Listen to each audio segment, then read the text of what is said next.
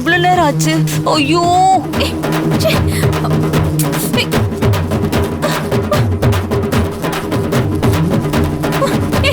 ஐயோ! ஆ! ஆ! அம்மா! ஐயோ! ச்சே. ச்சே. அம்மா! ஐயோ!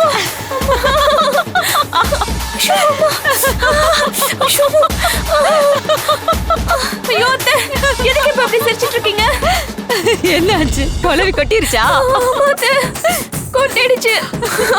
ஐயோ வலிக்குதே. எங்க கொட்டுச்சு? உட்கார்ற இடத்துலயா? ஆமா, உங்களுக்கு எப்படி தெரியும் அது? என்னையும் அங்கதான் கொட்டுச்சு.